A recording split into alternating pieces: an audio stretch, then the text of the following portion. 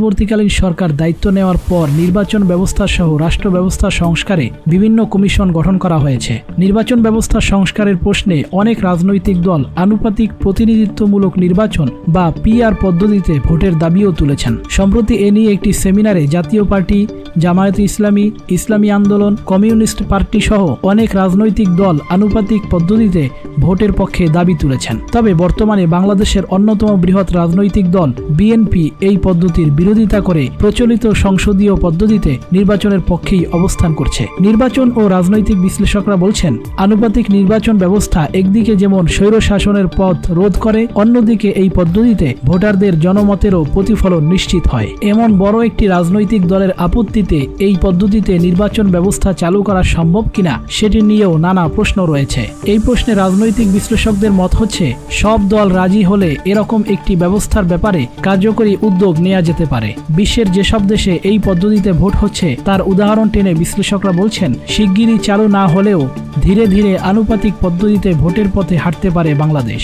আনুপাতিক প্রতিনিধিত্ব বা পিআর নির্বাচন পদ্ধতি হচ্ছে এমন একটা ব্যবস্থা যেখানে আসন বন্টন হয় প্রতিটি রাজনৈতিক দলের প্রাপ্ত ভোটের আনুপাতিক হারে। উদাহরণ হিসেবে বলা যায়, যদি কোনো দল মোট প্রদত্ত ভোটের 10% পায়, তাহলে সেই দল আনুপাতিক হারে সংসদে 10% বা 30টি আসন পাবেন। পিআর বা আনুপাতিক প্রতিনিধিত্ব নির্বাচনের ক্ষেত্রে মুক্ত, গোপন ও মিশ্র তিনটি আনুপাতিক নির্বাচন ব্যবস্থা রয়েছে বিশ্বের বিভিন্ন দেশে। নির্বাচন বিশ্লেষক অধ্যাপক তোফায়েল আহমেদ বলেন, কোন দল নির্বাচনে যত শতাংশ ভোট পাবে, সংসদে তারা সেই অনুপাতে আসন পাবে। নির্বাচনের এই আনুপাতিক প্রতিনিধিত্ব পদ্ধতি যদি চালু হয়, তাহলে তা সুশাসন নিশ্চিতেও গুরুত্বপূর্ণ ভূমিকা পালন করতে পারে। নির্বাচন বিশ্লেষকরা বলছেন, এ পদ্ধতিতে একটি নির্বাচনে দেওয়া প্রত্যেকটি ভোট কাজে লাগে এবং প্রতিটি ভোট সংসদে সমানভাবে প্রতিনিধিত্ব করে। তাছাড়া একটি নির্বাচনে প্রদত্ত ভোটের সংখ্যা ও হারের ভিত্তিতে সংসদে আসন বন্টন হয়। রাজনৈতিক বিশ্লেষক মহিউদ্দিন আহমদ বলেন, সব ভোটারদের মতামতের প্রতিফলন ঘটানো সম্ভব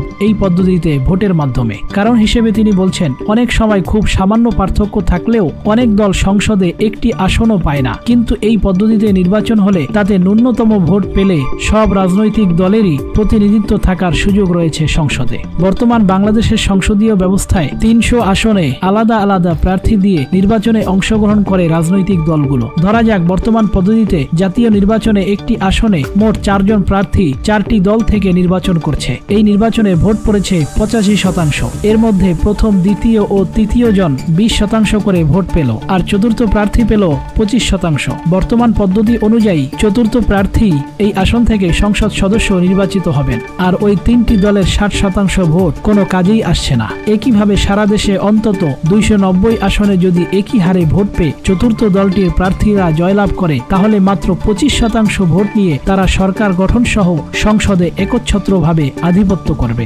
অথচ বাকি 3 দল মিলে 60% ভোট পেলেও তাদের কোনো প্রতিনিধিত্ব থাকলো না সংসদে। এতে সংসদে প্রতিনিধিত্বমূলক অংশগ্রহণ থাকে না। তবে বিএনপি কেন পিআর পদ্ধতিতে নির্বাচন হওয়ার ক্ষেত্রে বিরোধিতা করছে? নির্বাচন বিশ্লেষক মহিউদ্দিন আহমদ বলেন, বিএনপি মনে করে এখন প্রচলিত পদ্ধতিতে ভোট হলে সংখ্যাগরিষ্ঠ আসন তারাই পাবে। তারা অন্য কাউকে কিছু দিতে চায় না, যে কারণে তারা আনুপাতিক ভোটের বিপক্ষে। বিশ্লেষকরা বলছেন, শুধু বিএনপি না, অতীতে এই প্রস্তাব আসলেও বাংলাদেশে আওয়ামী লীগ ও বিএনপির মতো বড় দুটি দল না চাওয়াতে এই পদ্ধতি চালু হয়নি। এই প্রশ্নে অধ্যাপক তোফায়েল আহমেদের মত হচ্ছে, এই ধরনের নির্বাচন ব্যবস্থা চালু করতে যদি বেশিরভাগ রাজনৈতিক দলের জনমতের চাপ থাকে, তাহলে 2-1টি রাজনৈতিক দল না চাইলেও এই ব্যবস্থায় ভোট করা সম্ভব।